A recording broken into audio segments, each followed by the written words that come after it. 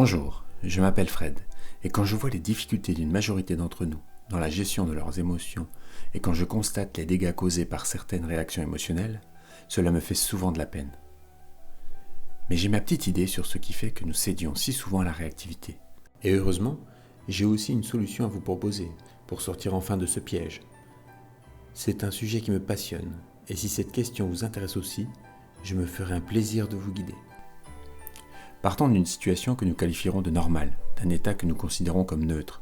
Je suis par exemple en train de me détendre ou bien d'effectuer une tâche habituelle.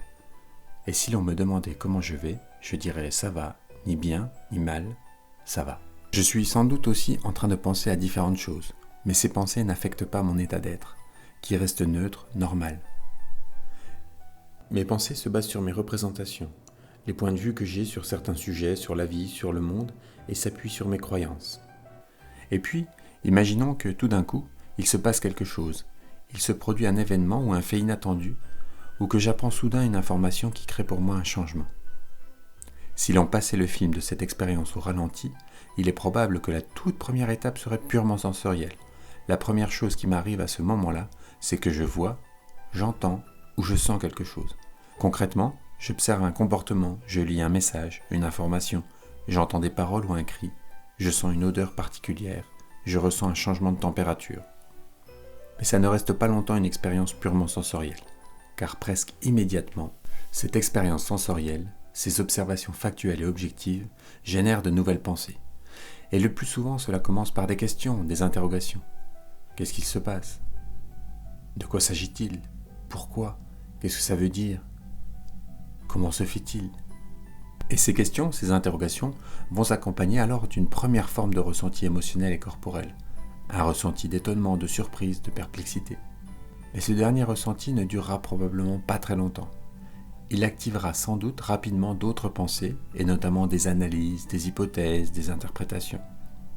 Et puis aussi des évaluations. Est-ce grave ou pas, simple ou compliqué à résoudre ? Est-ce une chance ou une catastrophe ? Alors, selon la nature de mes interprétations, le résultat de mes analyses et de mes évaluations viendront d'autres ressentis, qui seront par exemple du soulagement, voire de la joie, si je me dis que c'est plutôt une bonne surprise, ou dans le registre de la peur ou de la tristesse, si je vois plutôt une menace, une perte ou une catastrophe. Et cela peut continuer.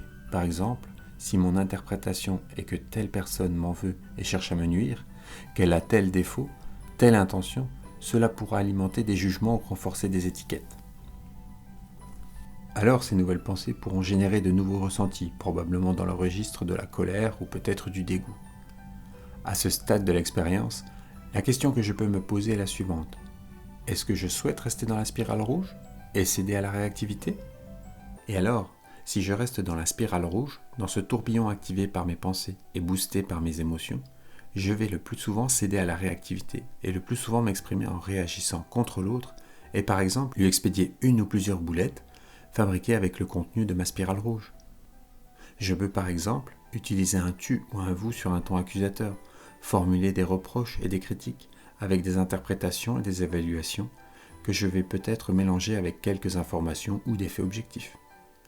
Je peux aussi transformer des hypothèses en vérité et lui coller des étiquettes et lui faire comprendre la nature et l'intensité de mes ressentis à travers le ton de ma voix ou mes gestes.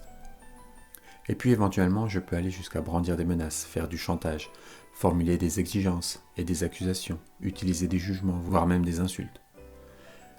Nous avons sans doute tous fait l'expérience que le fait de céder à la réactivité en s'en prenant à l'autre, que cette option-là présente de sérieux risques pour la relation, et nous savons les impacts que cela peut avoir trop souvent.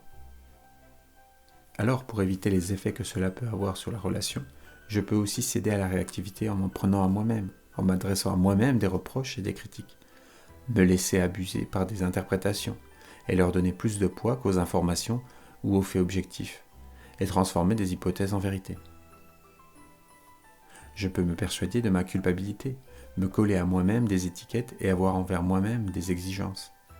Je peux même utiliser des jugements, voire même des insultes envers moi-même, me traiter de tous les noms. Nous mesurons peut-être un peu moins que le fait de céder à la réactivité en s'en prenant à soi-même, cette seconde option, présente également de sérieux risques, et dans ce cas pour la relation que nous avons avec nous-mêmes, avec des impacts qui peuvent être tout aussi dommageables. Ainsi, dans le premier cas, cela risque fort d'endommager la relation à l'autre. Dans le second cas, cela impactera probablement mon bien-être. Il arrive aussi, trop souvent sans doute, que nos réactions rassemblent en fait un peu des deux options, et nous pouvons bien sûr aussi, dans certains cas, nous en prendre en même temps aux autres et à nous-mêmes. Alors peut-être vaut-il mieux chercher à sortir de cette spirale, ne pas céder à la réactivité et tenter une autre voie. Vous me suivez ?